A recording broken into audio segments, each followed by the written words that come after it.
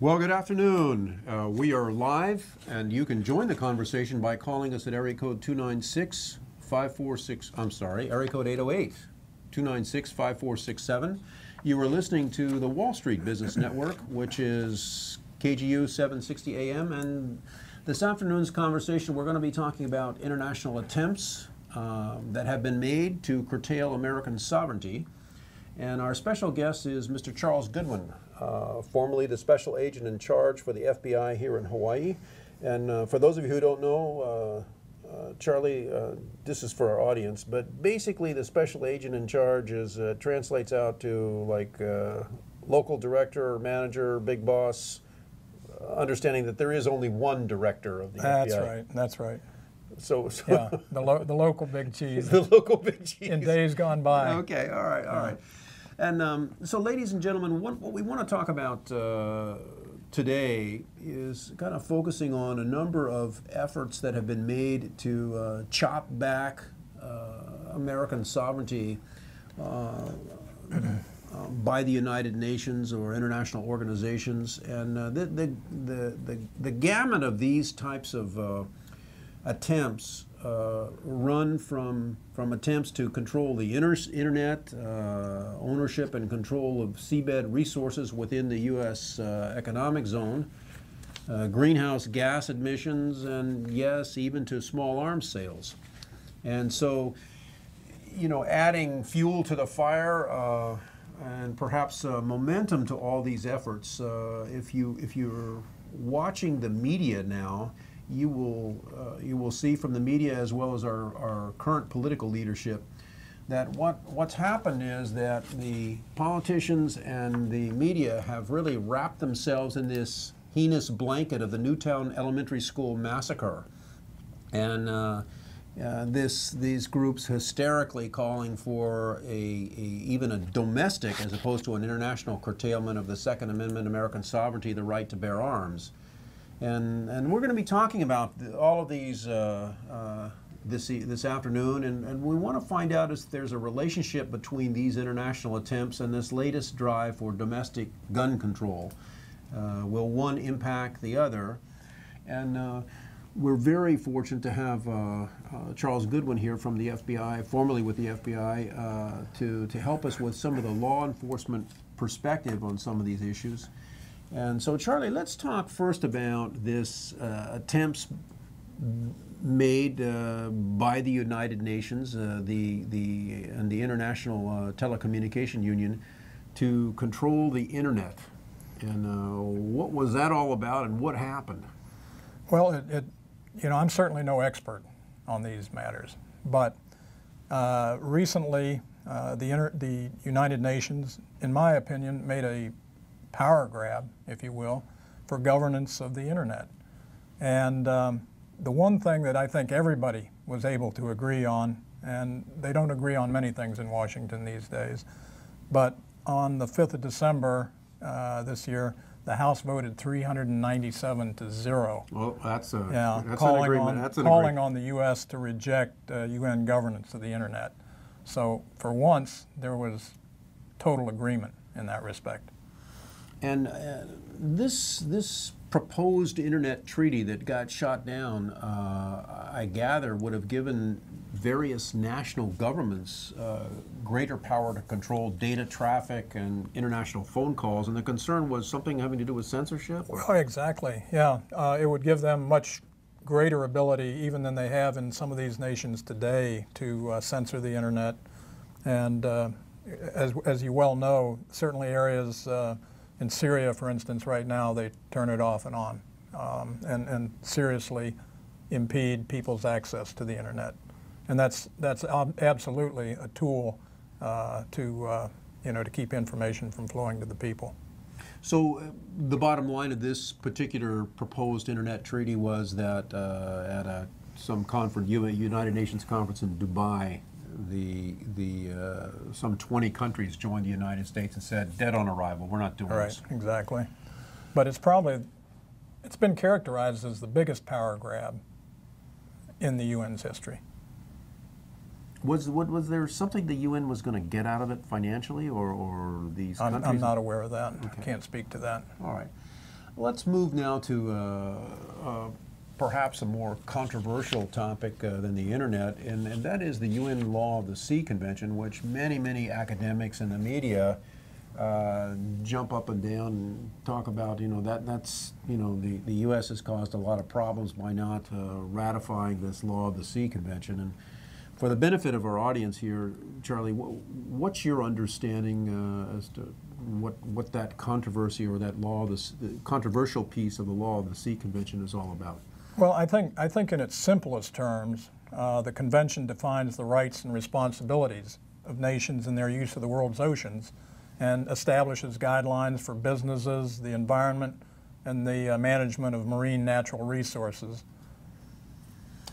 Okay, and so what happens is, ladies and gentlemen, in case we're down in the weeds too far here, is after World War II, this is in 1945, basically what happened was that President Truman at the time extended the United States control of all natural resources on its continental shelf. And the law, in terms of the controversy that involved the United States, refusal to ratify this convention, that puts the continental shelf is actually outside in places, yeah. Outside the 200-mile zone that the Law of the Sea Treaty would require, so that there was an overlap between the U.S. continental shelf and the zone allowed by the or exploitation zone allowed by the Convention of the Law of the Sea. So is that kind of in a nutshell, basically? Yeah, I think so. So that United Nations Convention on the Law of the Sea, there are a lot of arguments back and forth, the academics jumping up and down having to do with why wouldn't we sign on to this? Yeah, right. And the U.S. has endorsed it, but has not ratified it. So we follow some of the protocols in that convention, but we don't respect this 200-mile limit, which is an attempt to shave off some American sovereignty over its own continental shelf. And I guess really the question is, why would we want to give up American rights or sovereignty in that respect? Right, and that was the whole point in the refusal to ratify. Well, as an interesting aside in all of that, another thing that the convention did was created an international seabed authority that, again, the U.S. has not signed on to as part of the convention. But in that case, that's even another bit of a power and money grab in terms of globalizing, regulating deep sea oil exploration, seabed mining rights, and fishing rights, and conceivably would give the UN through the authority, which is located in Kingston, Jamaica, the opportunity to take as much as 7% of U.S. revenue from our oil exploration and things of that nature on our own continental shelf or within our 200-mile radius, and operating off of our coast, and would give it to the IRA, or not the IRA, but the ISA, for redistribution to landlocked and poorer countries. Okay, so this particular aspect of the UN Convention on the Law of the Sea, I mean, there are a lot of other bits and pieces to this, but essentially this is the infringement on American sovereignty reason that it was rejected. Yeah, basically July this year, and in this case the Senate had 34 Republican senators who had indicated that they were going to vote against it. And since it is a treaty, 2/3 required. So it's dead on. Well, at this point it is. Okay. But there's still some support for it. The administration has promoted the Law of the Sea Treaty, and in a sense, it's a piece of global governance. Okay, and so it's still hanging out there. Well, I think the big question is, why should the American people support leaders who put American interests on equal footing with foreign interests? I mean, shouldn't we be looking after American interests first? Right. I mean, it's Sure. It's great to take care of others, and we send billions of dollars in foreign aid to these countries. But at least we have control over it. But we have control over where we send it. Right. Okay, so let's shift slightly now. I want to talk. Well, we're talking about ocean actions that may impinge upon or curtail American sovereignty. Let's talk about this National Ocean Council. This is an attempt by the current administration to do by executive order some type of regulation over oceans and waterways in the United States and outside the United States. What's that all about? Well, it was created July 30th of this past year. It's a national policy for the stewardship of ocean, our coasts, and the Great Lakes, and deals primarily with the waterways. So Mississippi River, Great Lakes. Exactly. How about ocean areas, beach areas? Anything, my understanding is pretty much anything that is navigable. Okay, all right. So, and you know, maybe we need locally or in the U.S. best interests something along these lines. But what it does, or it seems to do, it describes more than 50 actions the government will take to ensure the health of the ocean, the Great Lakes, and that sort of thing. So, by its very nature, it's creating bureaucracy. And on the other side of that, certainly has an opportunity to impact nearly every sector of our economy because so much moves, for instance, on the Great Lakes, the Mississippi River, and certainly in the oceans. And so the international aspect of that has to do with the ocean policy piece of it. Am I correct? The international piece? Well, I mean, we have international commerce on the Great Lakes, and we also have it in the rivers and tributaries to some extent. Okay. Again, I don't know to what extent. Right. Okay. So here we have an executive order that has not gone through the normal process in Congress and does impinge upon American sovereignty in those areas. Arguably, it's at the very least a U.S. interest. All right. Okay. We'll be back after the break, and we're going to talk about the UN Small Arms Trade Treaty coming up. Stay with us. We're back, we're live, and you can join the conversation by calling us at area code 808-296-5467. I want to do a little shout out to all our listeners in Asia this afternoon. We are talking about international attempts at curtailing American sovereignty, and before this break, in case you just joined us, we have talked about the United Nations Internet Treaty that has been shot down. We've talked about the UN Law of the Sea Convention that has not been ratified. We also talked about the recent executive order on the National Ocean Council. And we're going to be talking more about global warming, the Kyoto Protocol, Agenda 21, and the UN Arms Treaty. But before we get into this, let me invite the CEO of ThinkTech Hawaii, the foundation, Mr. Jay Fidel, to come on the line with us here for a moment and talk about an extraordinary seminar coming up that you just might want to attend. So, Jay, what's happening? Thank you, David. I just want to tell everybody about the program that we're going to do on January 24th at the Plaza Club.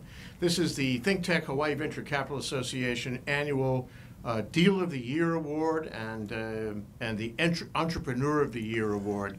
We're going to give all those awards on January 24th at the Plaza Club to what I think is going to be a packed house. Everyone wants to know who won these awards. These are the heroes of technology, and they are the heroes of entrepreneurship in Hawaii. It'll be at the Plaza Club at 11:30 at luncheon. If you want to sign up, go to hvca.org. I hope you'll be there, David.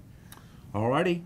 That's great. Thank you, Jay. And let's get back to our conversation with the former senior federal law enforcement officer, the special agent in charge, now retired, Mr. Charles Goodwin. And Charlie, before the break, we were talking about the UN Convention on the Law of the Sea and the National Ocean Council. Let's move now to another attempt at curtailing American sovereignty, rights, economic interests, and that's this whole topic that the United Nations was really into and still is on the broad broad control of greenhouse gas emissions and the whole Kyoto Protocol.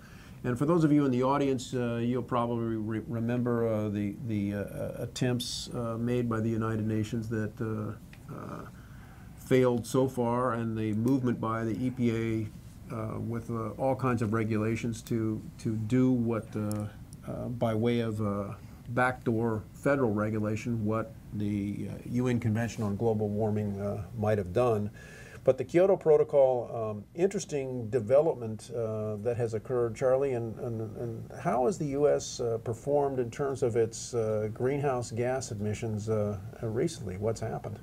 I don't know. I don't know how we've performed with greenhouse gases recently. I think that you know, the topic of the greenhouse gases and global warming is certainly something you could spend a day or two on and arguing back and forth between you know, climate change and its effects and how serious it is and whether or not it's a cyclical thing. And how good the science is. And how good the science is. And there's clearly a lot of discussion on both sides of the issue.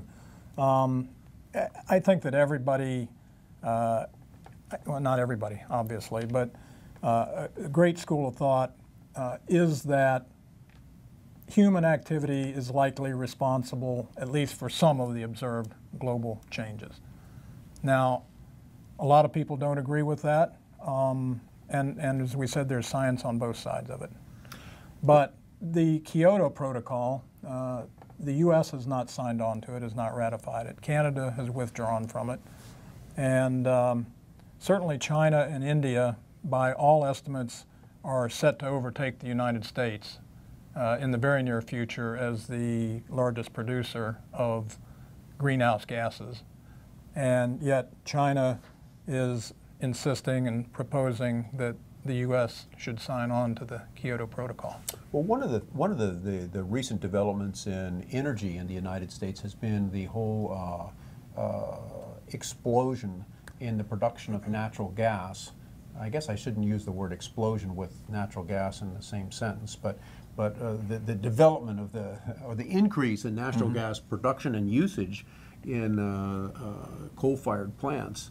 And so what has happened is that the objectives of the Kyoto Protocol in terms of reducing these greenhouse gas emissions, that the United States over the last year has surpassed the goals of the Kyoto Protocol and had a phenomenal improvement as a result of this natural gas development in the United States. And, well, actually and certainly clean coal has gotten a lot of favorable publicity as well.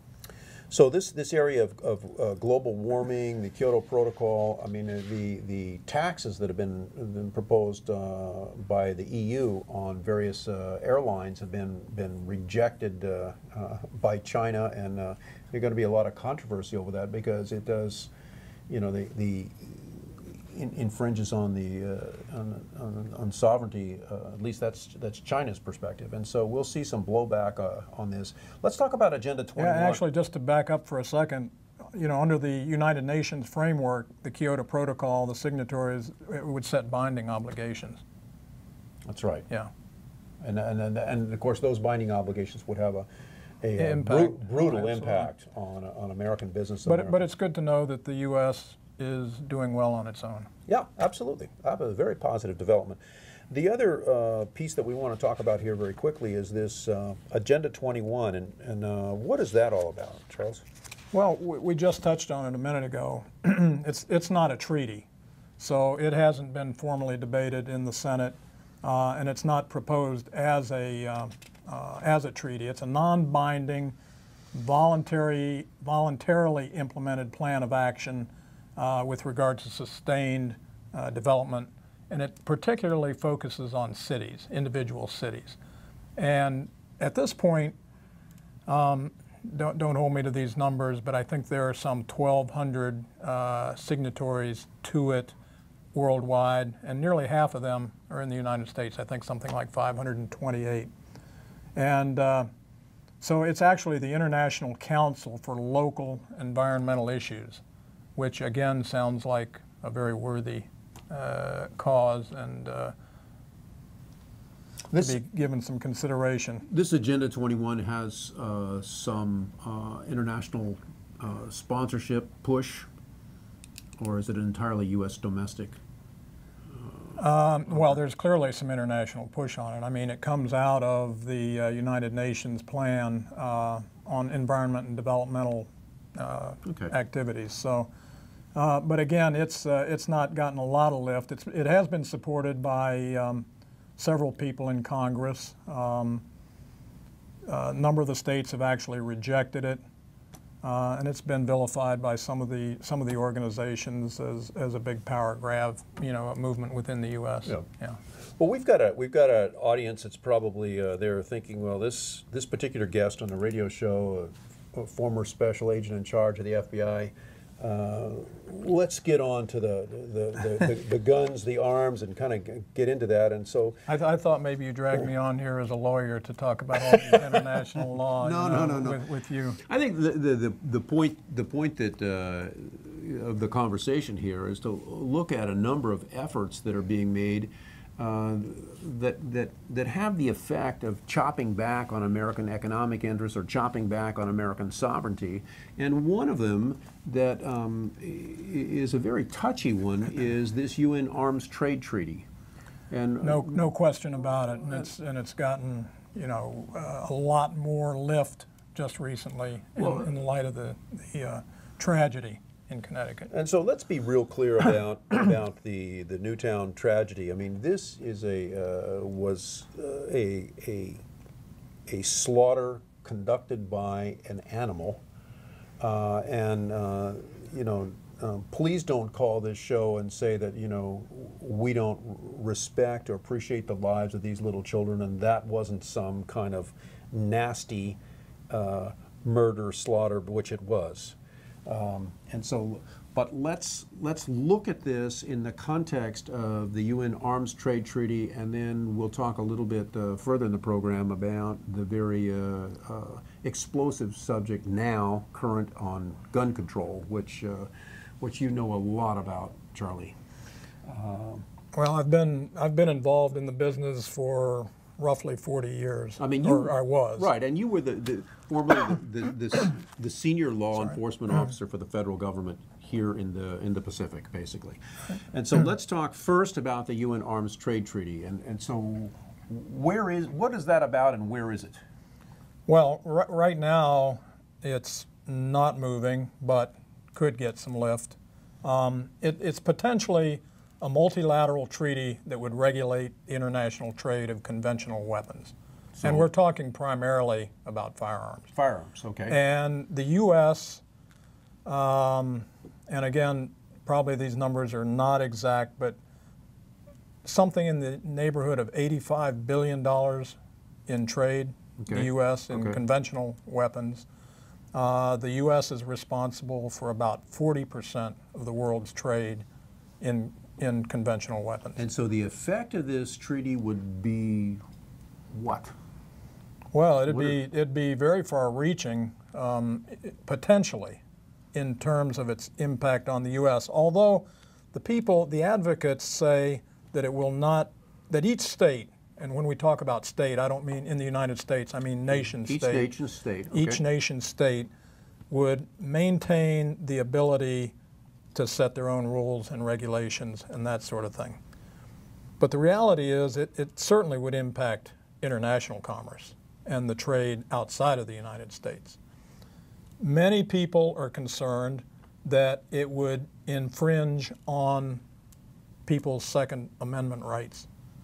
And why do they believe that, or how does that come into play? Do you know? Well, I think that by and large, restricting the sale of ammunition, well, let's say hypothetically that an individual wanted to buy a Beretta shotgun from Italy. Okay. And this law would require the registration of that firearm with the international organization. Thus, the records are provided to Italy and, again, could impact on people's right to keep and bear arms in this country in just a kind of a general sort of sense. I follow that. All right.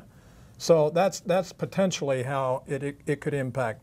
The people that are really concerned about it see it as a way to back into serious gun control in this country. And while many people see that as a concern, at this point, personally, I don't. Okay. And the reason that I don't is because as late as September this year, there was 45 Republicans and 13 Democrats had openly expressed their opposition to the treaty. These are senators. Yeah. Okay. The other thing is that it would require an amendment or the abolishment of the Second Amendment to the Constitution, or the Bill of Rights, rather, to eliminate people's right, not their need or anything else, to keep and bear arms. I got you. We'll talk more now. We're going to talk the rest of the show about gun control after the break. We're back, we're live, and we're talking about attempts at curtailing American sovereignty. And the first half of this program, in case you just joined us, what we have done is raced through a whole series of international, primarily United Nations protocols, attempts at treaties, conventions, which have the potential for negative impact on United States interests. And so right before the break, we were talking about the UN Arms Trade Treaty, and our guest with us was the former senior federal law enforcement officer in the state of Hawaii, but also the Asia Pacific region here, Mr. Charles Goodwin, former special agent in charge of the FBI. And Charles, one more question about the UN Arms Trade Treaty, and that is, as a consequence of this just horrific slaughter that occurred of these little children in Newtown, Connecticut, what's happened with this small arms trade treaty that the United Nations has been playing with here?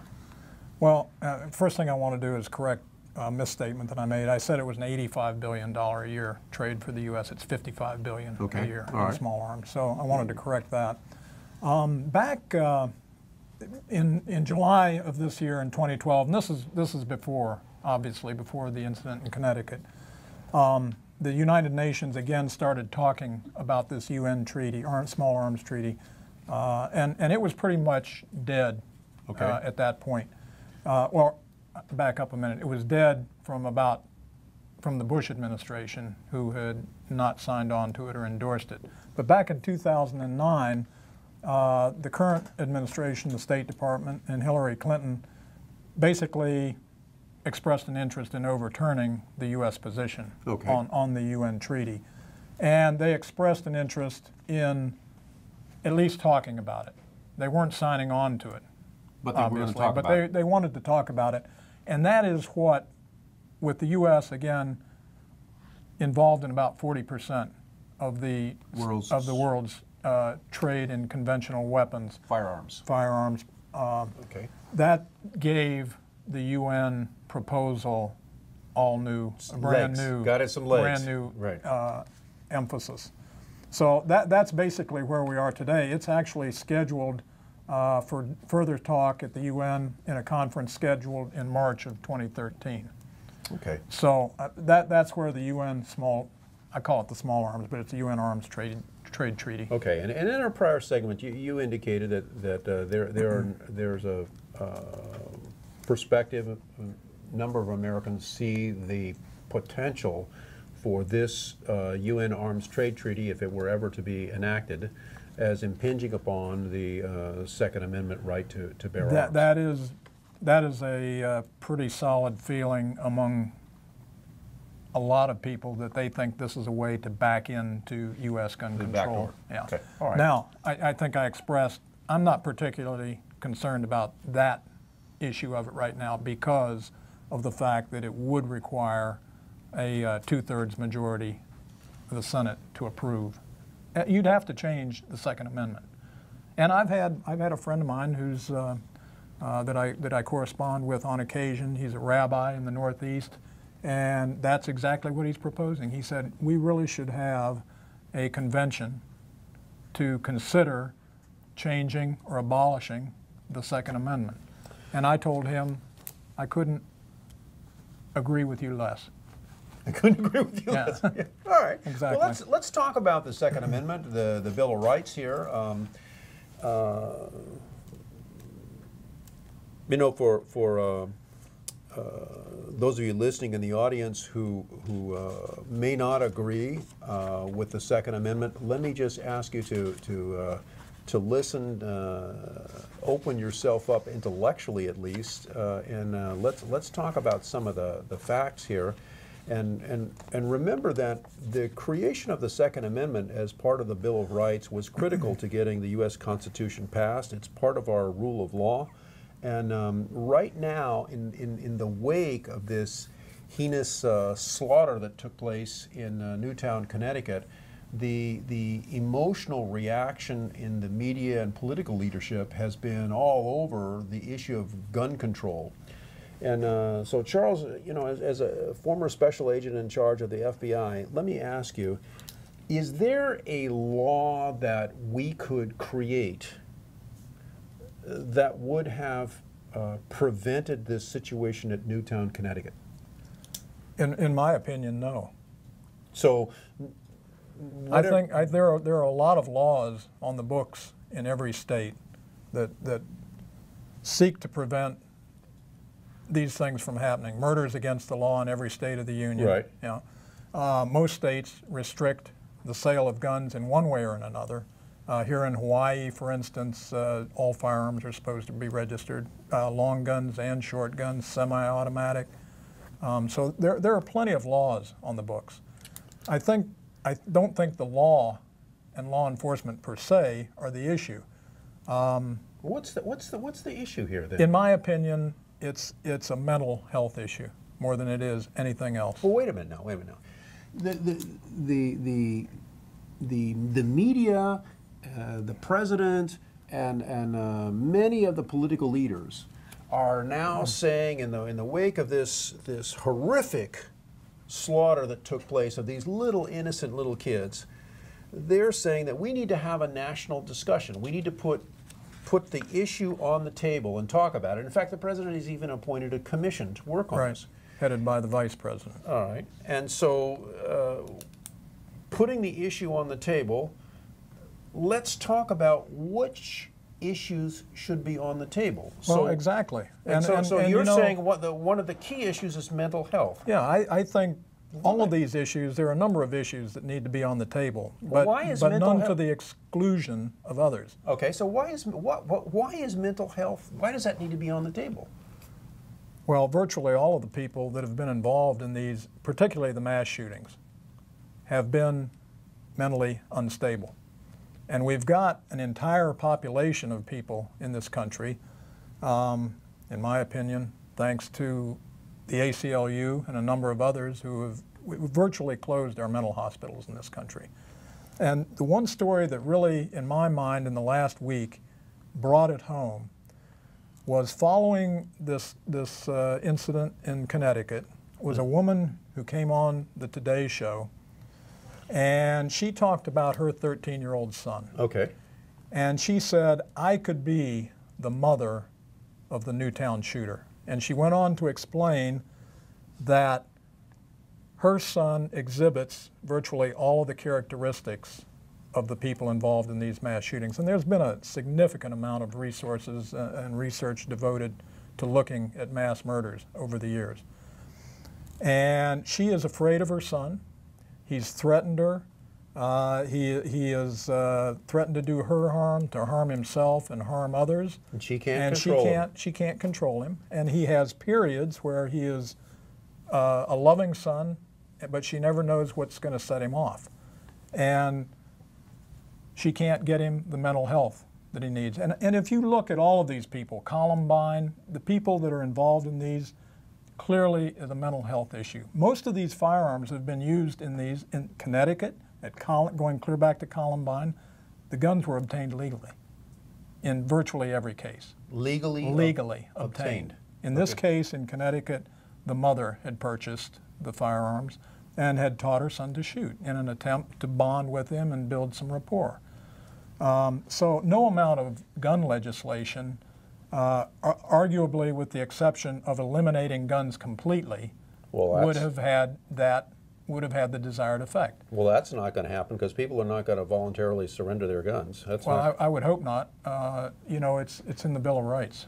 That's right. The right to keep and bear arms. But there's a whole range of things that need to be on the table. Well, let's talk about that after the break. What else needs to be on the table? And we've got some interesting statistics that I want to share with you. Stay with us. We're back, we're live, and we're now on the topic of gun control with the former senior law enforcement officer for the federal government, the special agent in charge, now retired of the FBI, Mr. Charles Goodwin.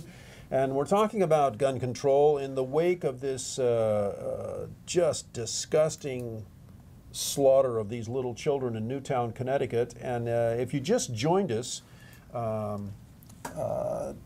Charlie has said that there's no law that would have prevented this, and in terms of gun control. And so I guess this whole exercise that we're seeing in the media, this talk by the politicians, is really an exercise in futility. If you're just going to control guns, that's not going to solve the problem. Number one, I think the media has their own agenda in this, and I think it's twofold. One is to sell TV time.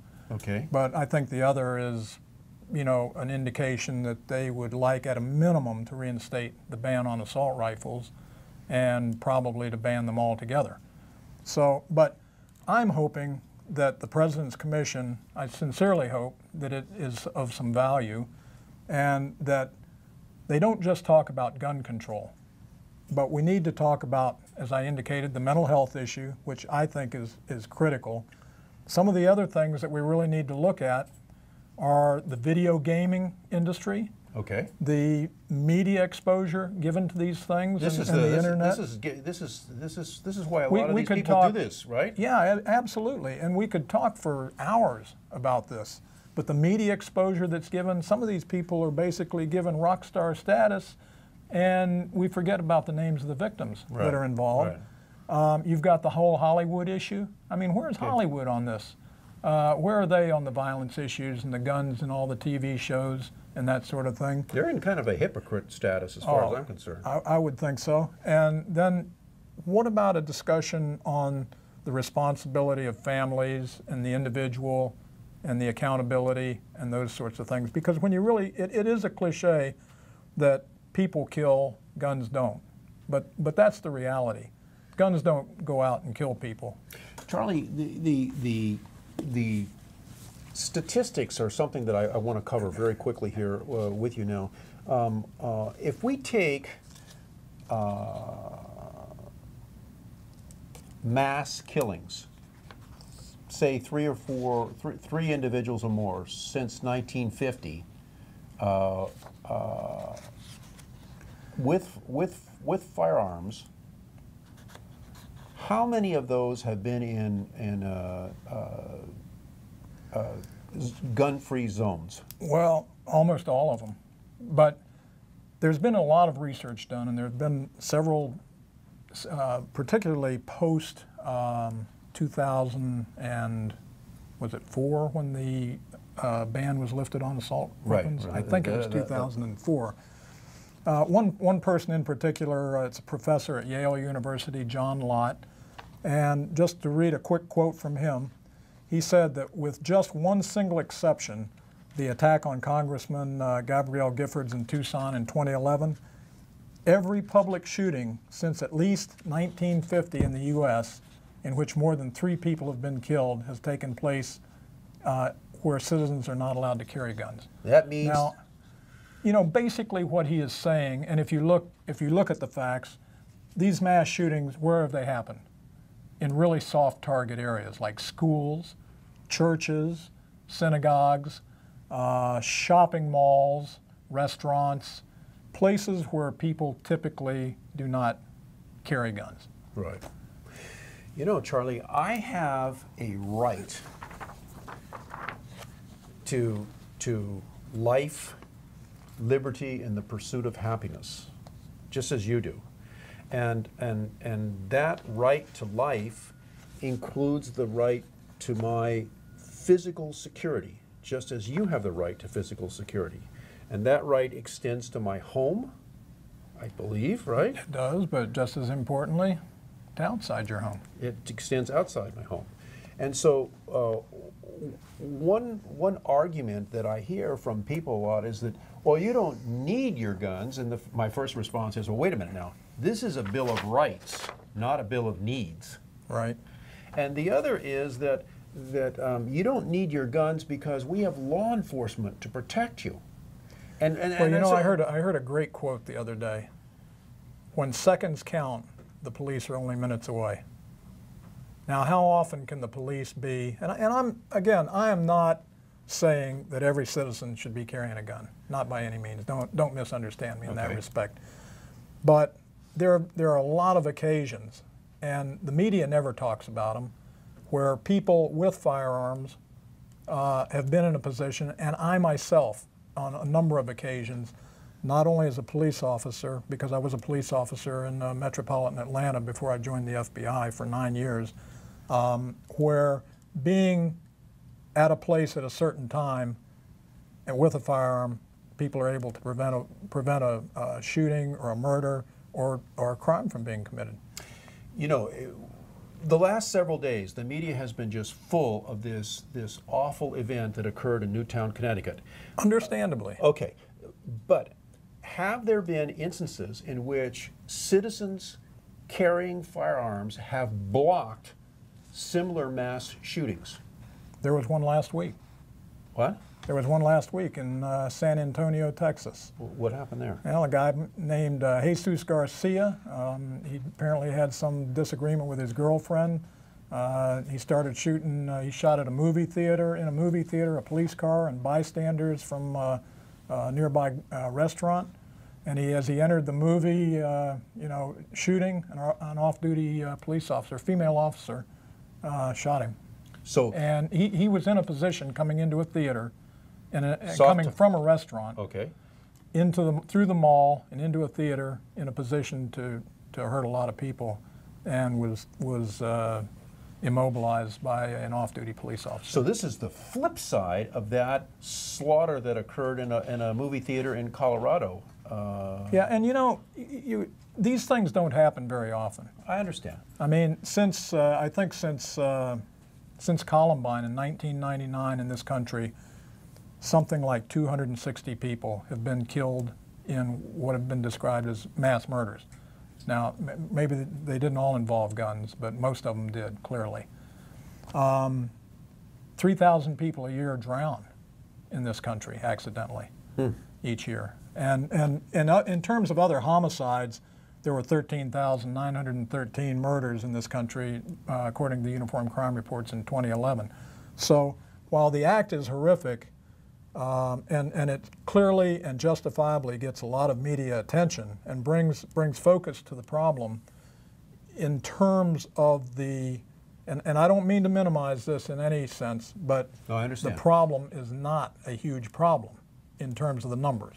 Now, it's a huge problem for the people involved, obviously. Well, and it should be for the country. I mean, it's an area of concern. Well, one of the things that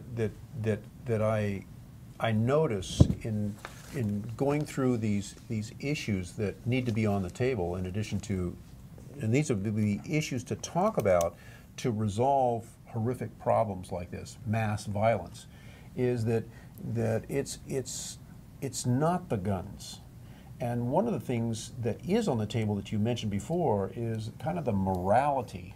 And we have done a number of things over the last three decades in the United States to take morality, teaching children out of life, yeah, out of schools, right? And it doesn't have to be religion either. I mean, it can be just teaching right and wrong. That's right. All right. But people don't seem to want to do that anymore. And then the other piece of it that troubles me a lot is the notion that you can legislate morality, or you can legislate and protect yourself from evil. And so if you evil will find a way to be done no matter what you do. And if you take the most tight example of government control of firearms, you get a situation like a military base, where and people think that the members of our armed forces walk around on a military base carrying weapons that are ready to go all the time, which is that's not the case. They're in the same boat that we are when they're on the base for the most part. So that a military base like this Major Hanasan killing is a soft target once you get inside the gate. Yeah, absolutely. That's just it's a microcosm of society within the base. And so that's why they have military police and they have contract police on the bases. But just like your example, in that situation, when seconds count, the police are minutes away. And so that those soldiers on that base where Major Hanasan came were defenseless. That's true. So they may be just a little bit better trained and prepared for something like that, but not much more. Well, there's more to cover on this issue. Well, we're out of time today, and Charles Goodwin, formerly from the FBI, thank you so much for this conversation. Thanks.